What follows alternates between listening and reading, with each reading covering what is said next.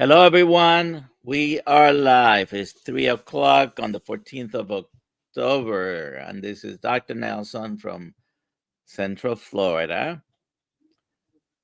And we are here with Brian. Let me hit Hello. live on Instagram. There we go. And if you could please put in the chat where you're watching from, I appreciate it. Let us know where you are in this world. Let's see who we have here. Rani Boo, Juliet, Rick. Hello, everyone.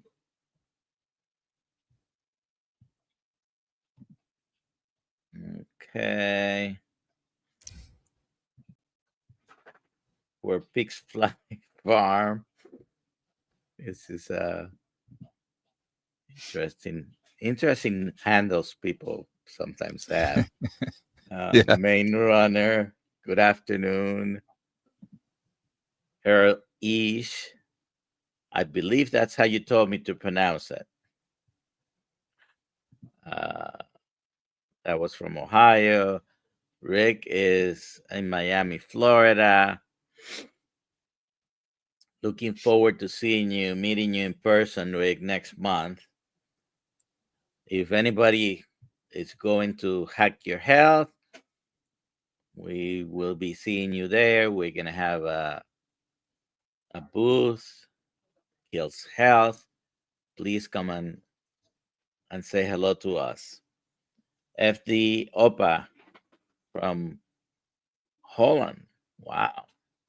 Mm. Hello. Brad from Lancaster, Pennsylvania. That's I guess it's the better known Lancaster. There's a Lancaster in California, and there's a Lancaster in Massachusetts, which I live very close to Lancaster. I have a cousin who lives in Lancaster right now, but Lancaster, Pennsylvania is the better known of the Lancasters. There's, I guess, multiple cities in the United States called Lancaster. And Yeah. Juliet is in Springfield, Missouri. Hello, Lexus. How are you doing? Minnesota. Lexus, I don't know if we have you scheduled with for one of our many live streams. If you're not, please email Alia at drkills.com, Alia at drkills.com, and let's get you scheduled for one of our live streams, okay? FD Hola, is that from, I think there's a town like that in California. LA Santiago, this is St. John. St. John's, I don't know if you mean the island of St. John in the Caribbean or a city called St. John's. Mm. Mr. Cast Iron from Arkansas. All right. If you have any questions, please put them in the chat. I see some of you already put some questions, and I'll try to get to them. Larry, Florida. Mm. Chicago, Larry, Earl.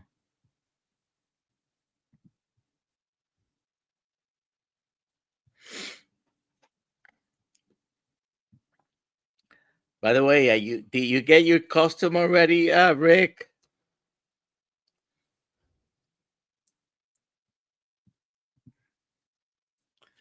Cheryl from Pennsylvania, Pittsburgh.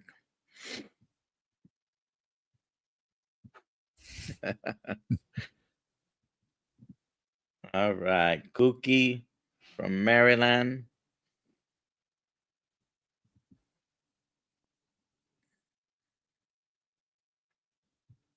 Looking forward to see you, Juliet.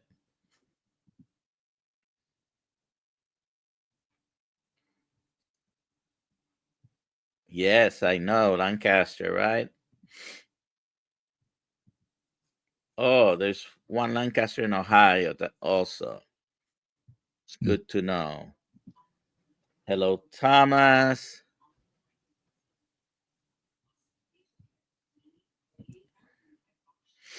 Rally.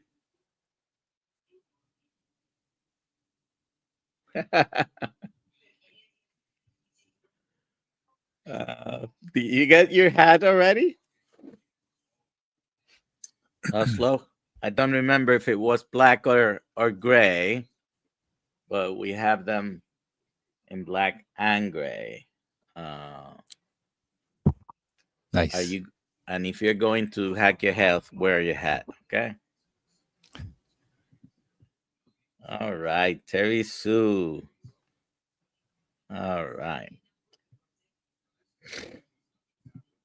Just trying to catch everyone before we start talking with Brian. Uh, all right. If you have any questions, put them in the chat. And if I tell you where I bought this glasses, you would probably, you probably believe me, but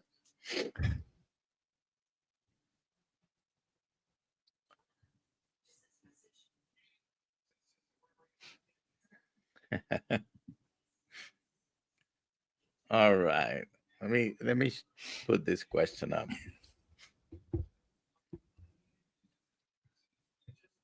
We have a very limited amount, so if they make it two Hack Your Health, we'll have them at Hack Your Health. If not, you can order them from our website. We'll have a couple at least there. All right. Hello, Brian. Where are you from? Uh, where are you right now? Well, hi, Dr. Nelson. Thanks for having me on. I live in Virginia right now, near Okay. Fredericksburg, Virginia. So it's about halfway between DC and Richmond. I've been here for, boy, almost 20 years now, but I was born and raised in Toledo, Ohio, and lived in Okay. southern Michigan for a while there, southeastern Michigan. So I lived in the Ohio, Michigan area for probably close to half of my life, and then the second half of my life so far, I've been in Virginia. Um, so yeah, that you know, there's a big difference between like Virginia is not really the South, but it's like the start of the South. So the Mhm. difference from being like more up in the northern Midwest to the South, it was a bit of a change when I first moved out here. So besides maybe driving through Virginia, the only time I remember being in Virginia was actually very close to Washington D.C. because I was staying in an apartment from that that someone that worked at the Pentagon at the moment uh, lived, but it was in 2004, and I was really running away from a hurricane in Florida.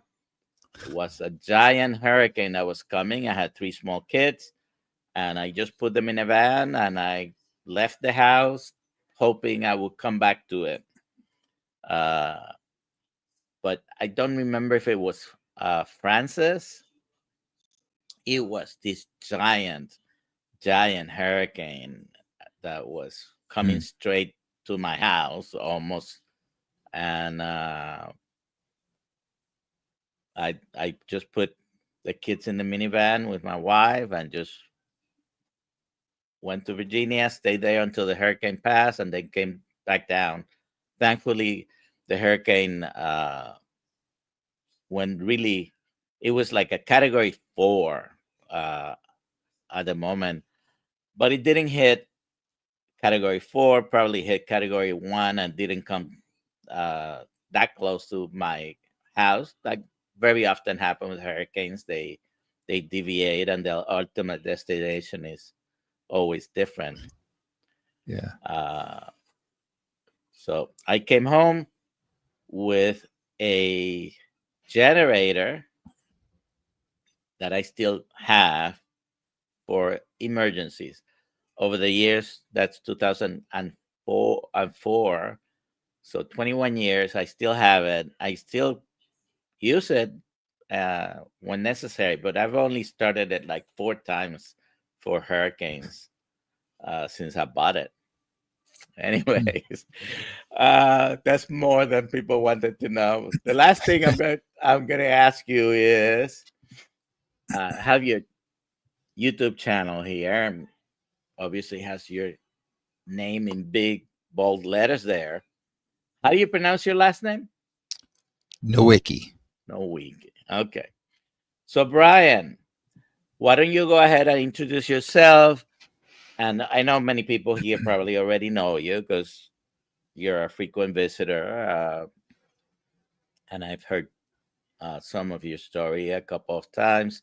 Uh, Tell us your carnivore story, how it has helped you, and what you're doing to spread the word. All right. So my name is Brian Nowicki, and I'm known on YouTube as Wick Goes Carnivore.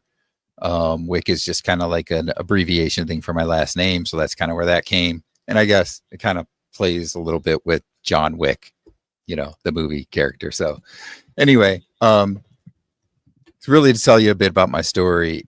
I got to go back a ways. Like when I was in high school, I was really fit and played sports, played basketball and some other things. And, I was really thin and fit. But I did start to have some issues with my ankles and stuff. So some health related issues that way, but no other like health type of issues back then. But I didn't eat necessarily the best diet back then. And it just hadn't caught up with me yet. Right. So get past high school and I'm not as active as I used to be. And I started to gain weight again, eating probably more of what you would consider the standard American diet. And it was starting to catch up to me. So I started to gain weight and some of the issues with like pain and stuff like that started to come on into my, especially late 30s into my 40s. I would start having issues with flare-ups of inflammation within different joints, like my knees, my ankles, my elbows, that kind of stuff, right? And I'd get like a week or two where if it was in my ankles or my knees where I really couldn't walk for like a week or two because I was really swollen, that type of thing. And I continued to gain weight. And in through my 40s, I tried several different diets, didn't really find anything that would work for me. At one point, about 8 years ago, I did lose quite a bit of weight, but I quickly gained it back because it wasn't really sustainable. I was basically cutting how much I was eating, not eating enough food, not getting enough nutrients. And it got to the point that I just couldn't take that anymore. And I started eating back the way I was before and gained all the way back. So this takes me now up to, I guess I was about 48 years old, 2022. And that's when I kind of hit my rock bottom moment where I was the heaviest I've ever been. I had no energy. I was always in pain, What was your in weight? bed. Your highest weight? Um, it would be about 380 pounds, somewhere in there. All right. Sorry. Um, I continue. that's okay. And so, I couldn't sleep very long at night in bed. My hips and my back would get really sore. And within a couple of hours, I was finding myself going downstairs, sitting on a recliner, and spending the rest of the night trying to sleep on a recliner because I was just too sore to lay in bed. I snored a lot. I developed something called AFib actually in 2018. And by 2022, it had gotten to the point that I was having 2 to 3 episodes a week. So there's a couple different types of AFib. There's one where it's considered more permanent or persistent, I guess is the word that they use, persistent, where you're in it for long periods of time. And then there's the kind I had, which paroxysmal. Did I say that right? Paroxysmal atrial fibrillation. There you go. There you go. Thank you. And that was the kind where you'll go into it and then you go back out of it on your own type of thing. And that's what I had. And I was having at least 2 to 3 episodes a week where I'd go into it maybe for an hour, maybe for 6 hours, something like that. And then I'd go back out of it on my own. I was also taking medication. I was taking a blood thinner for it because of the risk of stroke. And so I really was at the point that I needed to do something. And, I feel like I hit my rock bottom moment where like I was ready to do something. And first I started looking into keto. I heard of different people that I knew that was doing the keto diet and was losing weight with that and getting healthier. And I found Dr. Ken Berry's channel and I said, I'm going to give keto a try. So I started to do keto, maybe lost a few pounds in like 3 months of doing keto. Didn't really lose a whole lot, but I still had a lot of the other issues, the pain and so forth. And in this time period, I continued to watch Dr. Berry and learn more about the carnivore diet. And then I started watching some other people and their experiences with the carnivore diet. And I did more research about carnivore, and I decided that carnivore was actually right for me. So in July of 2022, I went on the carnivore diet, and that's when things really sped up for me. Within a couple of weeks, my wife said, you know what, you don't snore at night anymore. I was sleeping all night in bed. The back pain and hip pain was basically non-existent at that point. And I mean, I have been doing this for a few years where I would only sleep for like an hour or two in bed, and because I was in so much pain, and within a couple of weeks it was gone. So I had that. Probably within the first several weeks, I noticed that the joint pain was gone and I wasn't noticing any flare-ups. Of course, sometimes you'd go a month or something without a flare-up before you would get the really bad swelling. But over time, I found I wasn't having that anymore. I wouldn't get the flare-ups where I'd have to sit there for a couple of weeks, not being able to walk. So that kind of stuff went away. And I also noticed I was not having AFib episodes anymore. And before carnivore, I could make myself go into an AFib episode if I was working out with weights too strenuously. And I started to test that on carnivore and work out really heavy, and I would not go back into AFib. So that's probably the biggest thing for me was the AFib. But, over the next 3 months, I lost 60 pounds, 60, 65. I think it was 60 pounds. And all these things I've noticed, that were better. My energy finally, after about 3 months or so, probably was starting to get better, pick up. I wasn't feeling like mild depression like I had before. That seemed to go away. I seemed like a happier person. So I had all those types of things happening. Probably within 6 months, I was at a point where I would say to my wife, like after work, hey, do you want to go do something? And she'd look at me like, what are you talking about? Like, you never want to do anything. And that was just the difference in the energy and my mood, being happy and that kind of stuff that I didn't have before. And that probably was about at the 6 month period. So anyways, that all started July of 2022. We're now in October of 2025. So I'm over 3 years on the carnivore diet. Over the last year, there hasn't been very much in terms of weight loss, but I have lost I think it was 3 inches in my belly button.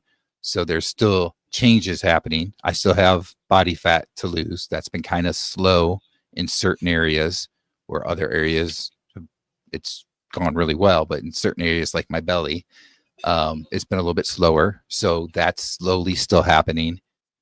But I'm also gaining muscle, stuff like that. So that's why I think that the actual weight on the scale hasn't changed much. And I'm now over 3 years without any AFib episodes. My cardiologist took me off the blood thinner close to 2 years ago, I think it was. And I've seen him about once a year just to check on everything. I've done stress tests, echocardiograms, that kind of stuff to make sure that everything's good, and everything's been looking good there.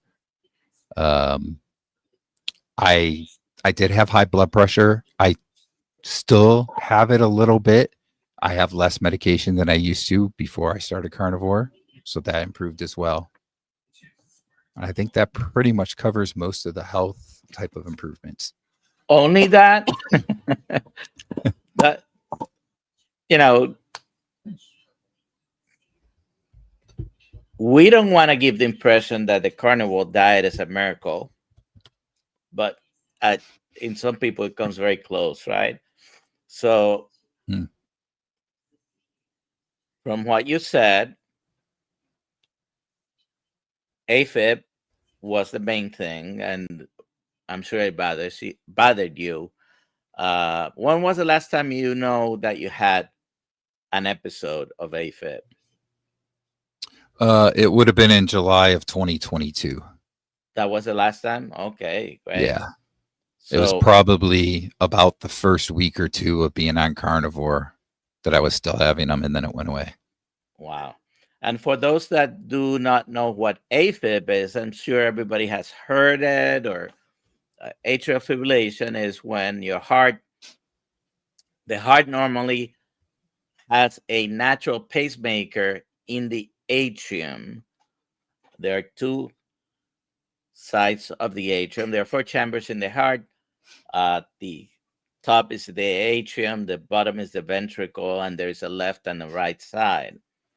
And at the top of the atrium, there is a natural pacemaker. That's where the stimuli comes in to uh, contract the muscles. Okay, it's an electrical stimulation, and it goes down a series of cables uh, to because it's an electrical system. And with atrial fibrillation, what happens is the signals are not being completely transmitted down to the ventricle. So the atrium and the ventricle sometimes are contracting at different times. In particular, the atrium, the contraction no longer is all at the same time, but very disorganized. So it's not pushing the blood very well down to the ventricles. And because of that, it can cause all kinds of problems: congestive heart failure, uh, pulmonary hypertension. It can cause swelling in the extremities when it causes left ventricular uh, congestion, and multiple other things. By itself is not a big deal, although some people can get very symptomatic. But one of the worst risks is about 10% of people with atrial fibrillation will have a stroke. Why? Because when the atrium is very disorganized, the blood that's supposed to be flowing through and being pumped in a regular basis to the next chamber, then it pools and it can get in, can easily develop a clot. Whenever your blood is static in an area, you have the risk of developing a clot. And so that's why they give anticoagulants. Nowadays, for people that have chronic atrial fibrillation, they put uh, something called the Watchman, uh, which basically creates a barrier in the area that the blood is pooling most of the time. And then you don't need an anticoagulant because ideally you're filtering out the clot. Anyways, uh, So within the first My week, you had an episode, and then you haven't had it. By the way, you've been doing carnivore longer than me for about a year. I mm, started June 29th, 2023.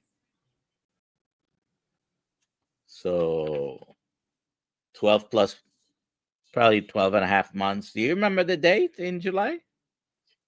it was July 1st. Oh, It's the okay. start of the month. Yeah, because so I was So doing keto, almost so exactly I 12 kind of months. transitioned into it, and I was like, yeah, I'm just gonna start carnivore on July 1st. So made it easy for me to remember the exact day. All right. So I started 29th of June. So only a year and 3 days. Actually, just a few days, 3 days less than your anniversary. Anyways, well, very, very good. Mm. A lot of good changes. You mentioned depression, weight loss, more energy, sleep apnea, and you haven't. You. It's not like you had gotten down to the 200 pounds and your sleep apnea was gone within a. Did you say a few months or a few Um, weeks?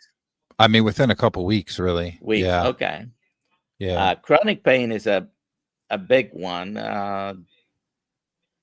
One of my yeah, things with pain is you don't necessarily die from pain. But it's a very uncomfortable thing to have all the time, right? yeah. And that also went away. So, what does a day? How many times a day do you eat? It depends. It's usually once or twice, and I'm not like a set on I have to eat this amount of times in a day. It's more of how I'm feeling and I guess what I eat.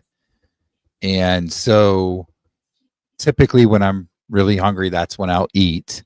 And if it's more so beef, just plain beef, there's a better chance that I'm not going to eat later, especially if I eat a good amount of it.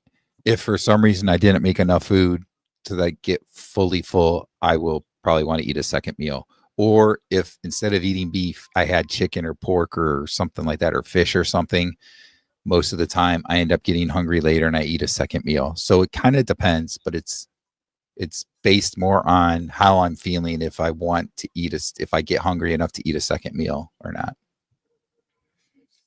Uh, do you have any favorite cuts? Well, I would say ribeye is my favorite, but it's also pretty expensive. So I do go to Costco and try and get the bigger slabs of meat and cut them into steaks myself. And a lot of times I will get the New York loin because it's at least a few dollars cheaper than the ribeye. And so that's probably my mainstay is the New York. And then I eat a lot of ground beef, burger patties, that kind of stuff. I feel my best when I eat beef, but I don't want to restrict myself to just beef. So I like chicken wings. I like chicken thighs, different chicken with the skin on it that has a little bit more fat to it. I like to eat those types of things. And I'll have pork every now and then as well, bacon, that kind of stuff, eggs, obviously. So I'll eat those kinds of things. Any fish? Usually if it's fish, it's going to be salmon Okay. or it's more on the seafood side, but I like both lobster and crab legs. All right. Shrimp too. I should say shrimp. I eat shrimp. So I have salmon probably. It could vary month to month. It could be once a week or once a month. Uh, Usually, I'd like to eat raw fish, sashimi style, Mm. and I normally eat in the afternoon once a day. But this morning, after the morning live, I got hungry and I had a ribeye steak, which probably is the most tender ribeye I've ever had. For Mm. happened to have it uh,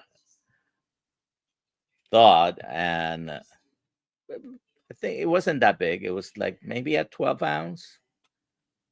So it was very early this morning. So I might eat again today, maybe not. We'll see. Mm. What is there any exercise routine? Uh, Nothing that's consistent. I I will sometimes get into lifting weights for a little bit and then I kind of stop and drop off. Um, and I actually injured myself sprinting like 2 weeks ago. It'll be two Okay. weeks tomorrow, and I tore my hamstring, so I'm recovering from that right now. So there's no exercise activity really going on right now. Uh, but I will say I tore it pretty bad, and the healing with being on carnivore is amazing. Tomorrow will be 2 weeks, and I'm pretty much walking normal at this point. I'm still going like up and down steps with like half a step, but it it's been amazing. Like it should take me 2 to 4 months at my age to recover from a torn hamstring, and I think at this point it's gonna be closer to 3 to 4 weeks to recover. I was probably in my 30s when I had a severe hamstring sprain, and probably took me 3 to 4 months to recover from that. I was Mm, playing softball, was running hard, trying to extend a single into a double, and mm, I mean, it was very painful and yeah, took a long, long time to recover. Uh, but I have also experienced the healing. If I get hurt or in whatever way, it could be even a cut, things heal much better. Uh, yeah. all I've right. noticed that with cuts as well. Uh, let's take some questions here. And if I have insulin resistance, should I watch my protein intake on a carnivore diet? Do you have any opinions on that, Brian? Well, I think you want to find the sweet spot for your protein, whether you have insulin resistance or not. Uh, like protein is a big part of the carnivore diet, and it it's important, but you also don't want to have too much protein. I think that's going to kick in gluconeogenesis to a point that goes beyond what you really need, right? In making glucose. So I think you need to find the sweet spot for yourself. And there's different calculators out there that can help people based on their BMI and that kind of stuff to figure out exactly what is kind of the ratio they should be in. And that's what I typically go by. But I think that protein is important no matter what to get it right. So I like the KISS principle. Okay. Keep it simple, right? Uh, the KISS, and you can try to figure out what the other S for. But so when you're starting carnivore, just eat until you're satisfied and stop eating when you're full and wait a few hours before you have your next meal. You should never be hungry. Maybe at the beginning for a few days you might be hungry an hour, 2 or 3 after you have a full meal, but those are either you're still withdrawing from carbohydrates or just bad old habits because you shouldn't be hungry after having a full carnivore meal, right? Mm. Especially if you have a good amount of fat and protein together. So if you're a newbie, just Eat your choice of meat, usually beef with whatever fat it comes, and stop when you're full, eat again when you're hungry, which should be anywhere from 4 to 6 hours later, right? Keep it simple.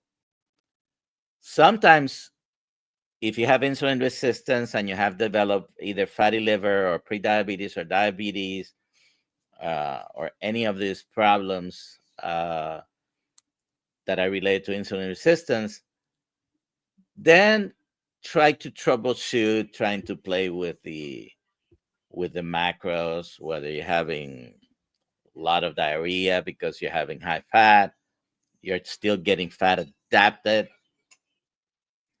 but just eat, keep it simple.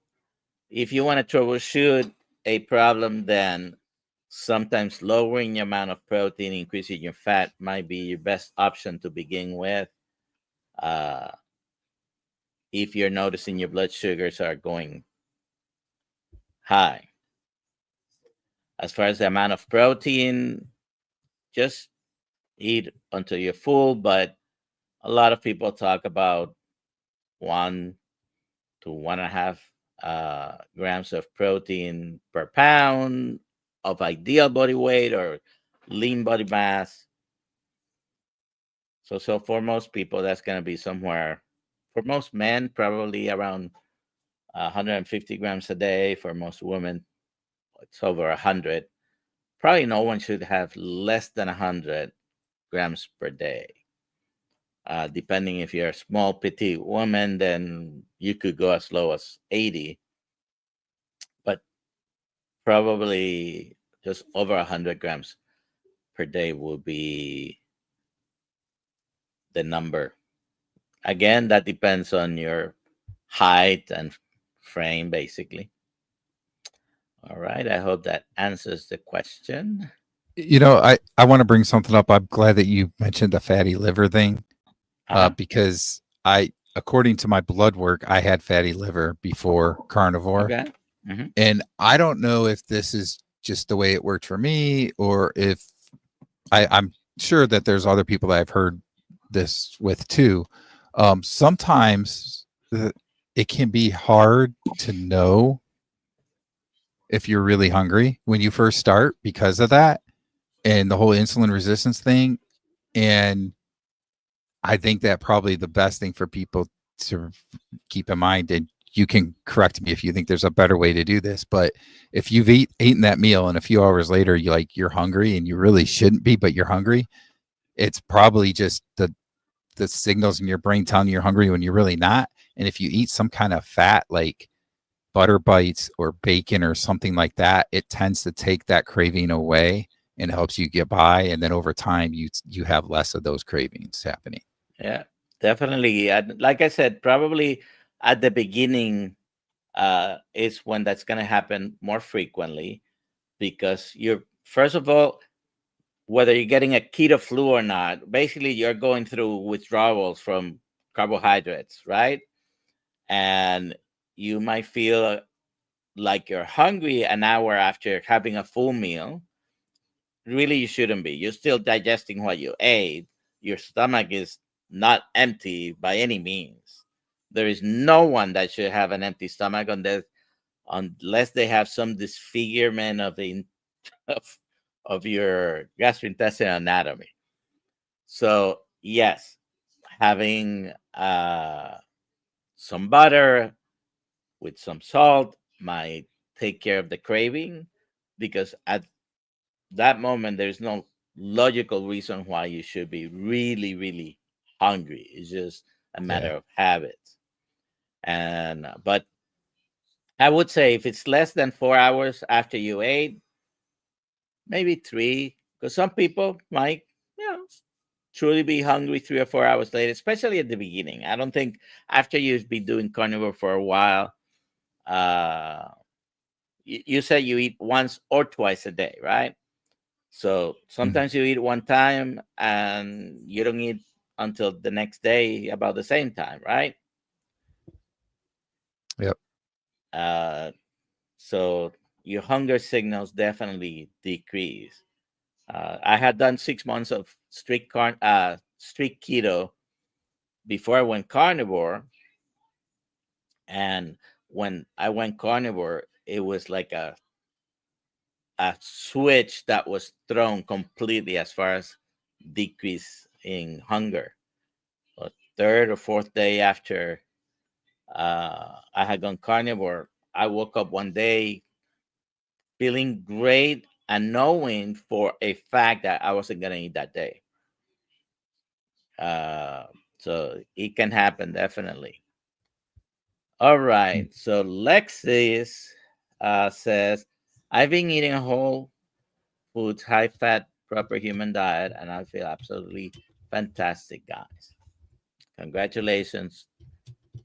Uh, like I said before, please email Alia at drkills.com. If we haven't scheduled you, I would like to have you in one of our live streams. And all right. Cam's dad, how much of your health knowledge do you get from YouTube? If I didn't watch YouTube, I wouldn't have found about the surgery for my cancer. I had histotripsy, ultrasound to dissolve tumors. I take it these were tumors in your liver. I don't know if you're directing that question to Brian or me. Uh, about you, Brian? Uh, how much of your health knowledge comes from YouTube? I would say there's probably a good portion, just like any other type of knowledge. Like let's let's look at a car, right? Let's say you've got a problem with your car that needs to be replaced and you don't know how to do it. What's the first thing you're going to do? You're going to go on YouTube and look for a video on how to replace that part on your car. It's kind of the same thing with health. You know, I don't know that it should necessarily be different. You're going to find a million different videos about different ways of what is healthy and what's not. But you got to start somewhere, and I think that that's a good way. Just even searching on like Google or something and finding articles and reading different articles and reading about the biology of the human body and science and even reading some of the different studies, even I don't really truly believe those studies, you can gain so much knowledge from all those things. So I think you can get all those things, but YouTube is definitely a big part of it. I mean, I use YouTube for a lot of things. All right. Uh, if you have any other questions, please put them in the chat. I'm sorry if I skipped any. Uh,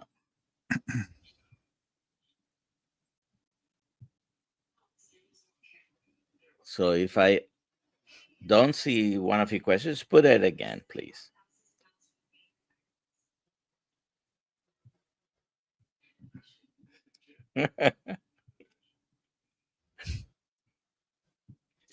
I missed the live stream this morning. I was sleeping. What happened? It's What I okay. missed? Uh, so Dr. Kiltonhouse, well, he had mentioned it before as well uh, that we're gonna make a documentary, and seems to have some executive functions in that in that, in that documentary. Mm. We'll see. uh, all right. So let me bring. I already showed your channel. Please go and subscribe. Week Goes Carnivore, and I put the link to your channel in the description of my personal channel. It's not in the description of the others that where you might be seeing this. Let me check. Uh, Star Blue from Oakland, California. And Diana Acevedo, this is my friend, I think. Diana, how are you? All right. Uh,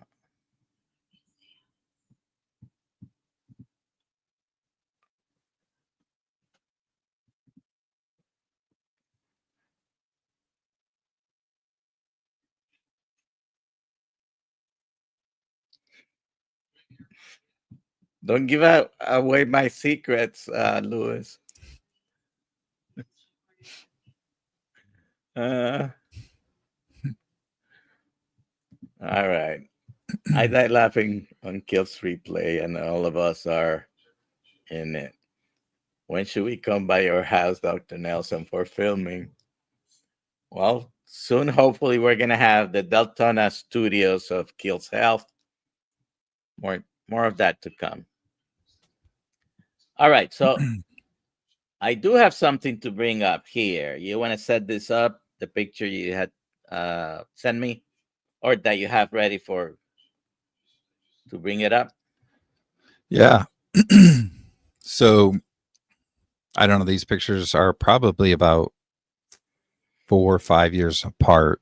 Um, Obviously, in one, I don't have any facial hair at all up here, but uh, I wasn't quite at my heaviest here, but I was pretty big in the picture on the left. And then the picture on the right was actually in the Smoky Mountains um, a year ago. And so I was 2 years into carnivore at that point. How And tall are you? I am 6'4". Six Six four. four. Yep. So Okay. Yeah. yep. One of my good So friends is about 6'4", and I know exactly how I feel when I stand next to him because I'm barely 5'7", probably not even quite 5'7". the funny Uh, thing is I'm looking at these pictures. The picture on the left was also in the Smoky Mountains because I see the Smoky uh, moonshine distillery thing in the background. I My family does go to Smoky Mountains a lot, so um, it's interesting. Obviously, on the left in that blue shirt, I wasn't doing much hiking. On the right, that was after doing like a good hour and a half hike up to this waterfall, and I did I did really well. It's again, it's the whole carnivore recovery and energy and all that stuff, and not having pain. On the left, if we did some sort of hike, probably the next day I was dealing with an ankle brace and swelling in my ankle. And on the right, I think that particular time, that was the last time we went to Smoky Mountains in a week. I think we did like 5 or 6 different hikes, and I never had any issues at all with my ankles. Very good. I was in May. I was in the Smoky Mountains because I was in Meatstock. We'll be there again next May. Meatstock 2026. We'll be in Gatlinburg, Tennessee. Uh, so that's very good. It's funny you mentioned this is not your biggest, and I always mention this because this is also not my biggest. Now, why do you think that is? And why do you think that is, Brian? You tell me first. I have an opinion on that.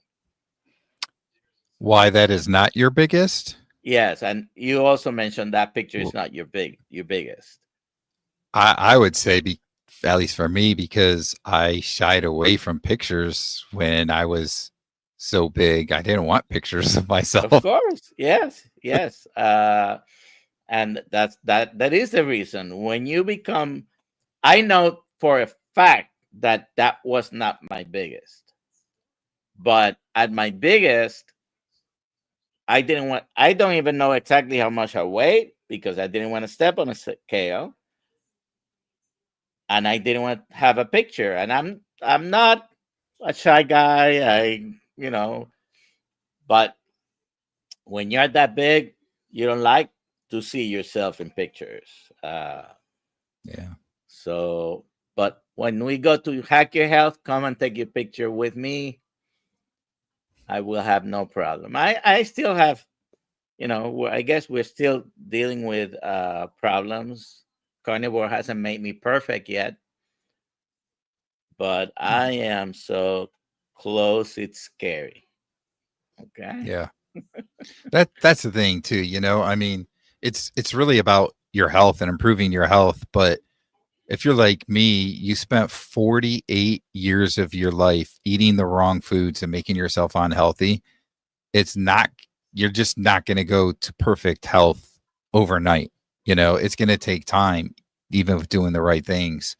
And I'm getting healthier and I'm getting better. I've lost weight and I'm getting healthier, but I got to expect that I'm going to continue to get healthy as I do the right thing. It's not like it just happens overnight. Definitely, it is not a sprint, it's a marathon. Uh, just having a better quality of life than you were having before, it is worth it. Uh, what does your family think about it? We are now 3 years after you made this decision. What does the family say? Yeah.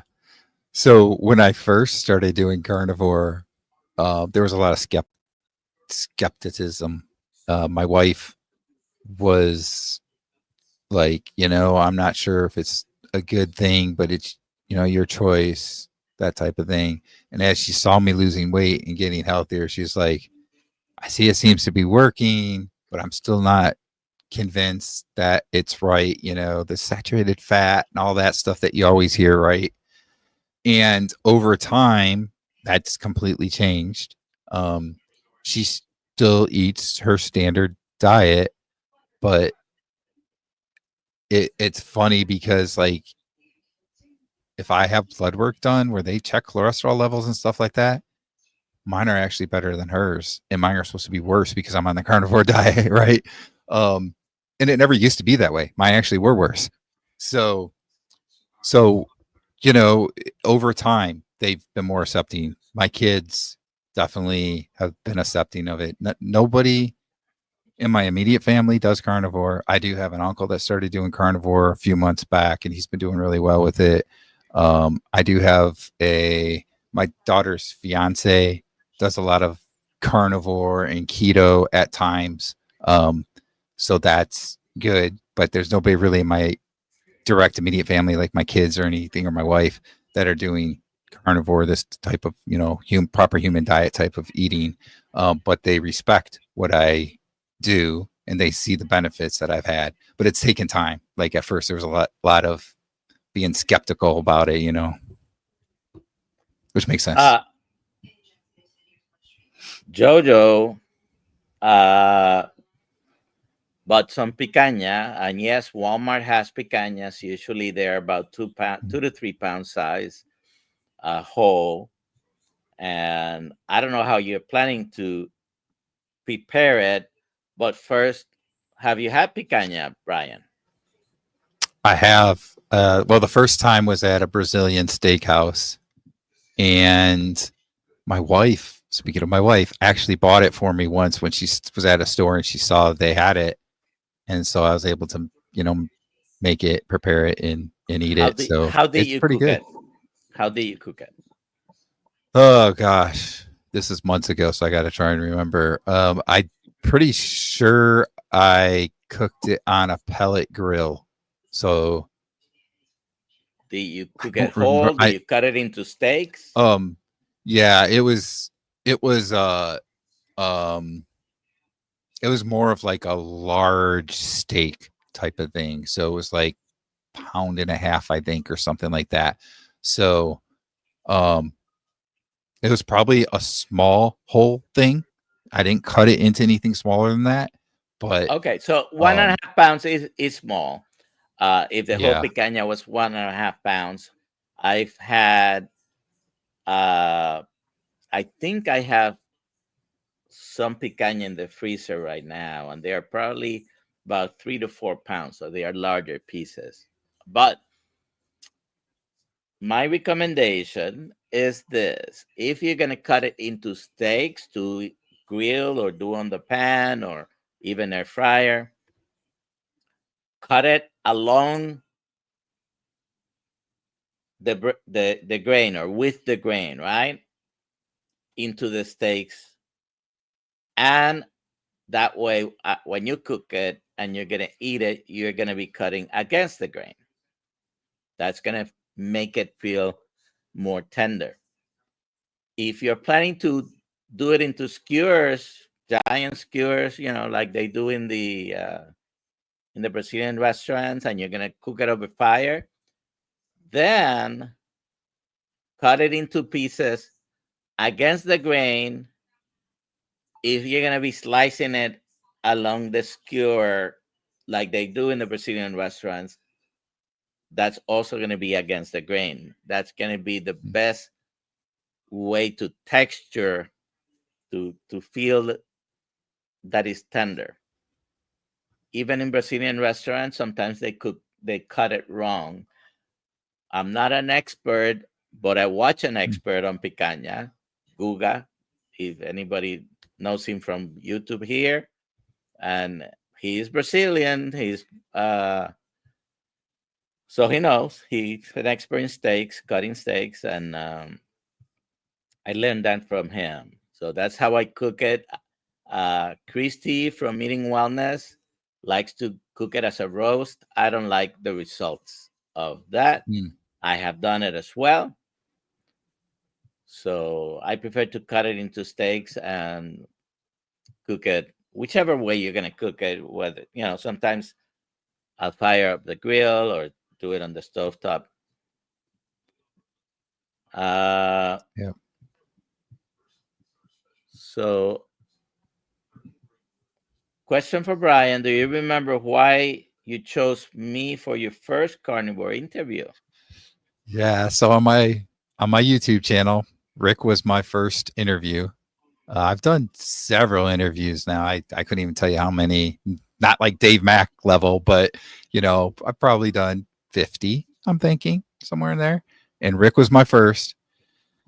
Boy, why did I pick Rick? I think one of the first things that stood out to me was that Rick had been doing the carnivore diet for so long. I think at that time he was right about 40 years or just short of 40 years. So that was part of it. And I'm glad I picked Rick because that was the probably the hardest interview I've ever done because it's the first interview I ever did where I was the interviewer, and I struggled with it. I remember right off the bat with the recording. Luckily it wasn't live, but I remember I was like, I have Rick, and I'm like, what? Wait, let me start that over again. It took me like 3 times to say Rick Rodriguez with me. So that's how bad it probably was. But he made the interview so easy. He made me feel more comfortable as we're talking and so forth. So he was a great interview. And you'll find he ends up being the first interview for a lot of people. I think part of that is because he's so easy to talk to and does a great job. Yeah, if you have a problem saying Rodriguez, uh, or Rodriguez, you can just say Guataman or Quackman. He'll respond to those two.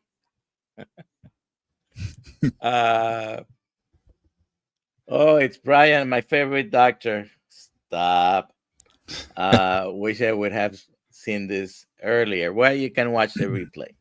Let me see. Did I have a question here? Yes. We already went over that one. Brian is the king of bloopers. Yes.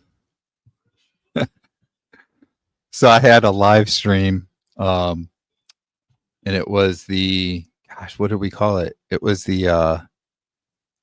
me and Greg from My Weight Loss Life. We used to do a live stream every week. It was the low carb football party. And the one time I started a live stream saying This is the low carb football farty. It Okay. just lost it for like the next 2 minutes. We just laughing. We couldn't get back on track. It was like the start of the live stream. People were probably tuning in and like, what is this? What's going on? So I'm infamous for that. I knock my microphone down all the time too. I haven't done it today. I haven't done that in a while actually, but I used to do it all the time. I'd be sitting there in the live stream and Yeah, boom, I knock the microphone down. those things happen, and it's okay. I actually prefer doing a live stream than a recorded session. If I'm doing an interview, it's going to be live. I I'm not going to be doing editing, and I'll just have you live. That's why I'm here Tuesdays and Thursdays live. Uh, so Mm. I all right, Mike. Have a great day too. And we're about to finish. We're over the hour. For those of you, and by the way, don't I don't know if I've knocked my microphone. My microphone is right here. It might have been something I did a couple weeks ago. I do have a live stream I do on Wednesday evening, so Yes, tell us that's about your probably what I channel and did. your live streams. Uh, Mm. in case you don't know it, this is his channel. If you search for him, especially if you spell his name correctly, even if you don't spell it correctly, I think YouTube will. When you search for him, you'll find him very easily. But go and subscribe to his channel. Uh, check it out. Do you have? You also have a Facebook page, right? I do. Okay. And I think I got it under my links now after we were talking, so it might be in there. Uh, but yeah, YouTube is probably my bigger thing that I do. I'm pretty consistent with it. I typically come out with new videos Monday, Wednesday, and Friday mornings. And then Wednesday evening, I have a live stream with Johnny from the Carnivore Champion channel, and we do a live stream together. So that's pretty consistent with YouTube. And then Facebook, I tend to post a lot of motivational, you know, accountability, that kind of stuff, things promoting carnivore diet. And then I have a private health and wellness group within there too, where I have people in there, and we just try and keep each other motivated and accountable, so forth. All right. And if you have a story of healing, you just start telling your story. If you're here, it's because you're watching on YouTube and you have a YouTube channel. Even if you don't have any content there, you have a YouTube channel. So use it. Start posting, or if you use mostly Instagram, Facebook, TikTok, any of those other social platforms, just start telling your story. Thank you for being here. For those who are part of the Kills Mighty tribe and have either of the pay memberships, the $10 or the $30 a month, we're going to be live within the community in about 25 minutes because we moved our Zoom call a little bit earlier because our guest is from the United Kingdom and wanted to go to bed a little bit earlier. He's 6 hours ahead, so 6 hours, 5 hours ahead. Anyways, thank you for being here, and we'll see you tomorrow morning at 6 a.m. And those who are in the course, we'll see you tomorrow afternoon at 3 p.m. All right. Thank you very much, Brian, again for being here. Yeah. Thank You you, have Dr. any Nelson. you have any last words? Um, really, I'd just say, like we were kind of talking earlier about how it can take time to heal and so forth. And could take time to lose weight. Like, just keep working at it. If you're out there and you're feeling frustrated, just keep working at it. Know that if it took you years to get to the health that you had, it's going to take years to get back to a very healthy state. And everything you do every day is going to help to push you further and further towards that healthy state. So keep at it, keep doing it, and keep going strong. All righty. Thank you, everybody. Thank you, Brian. We'll see you, those within the community, in just 20 some 25 minutes. Okay. Have a good day and eat meat.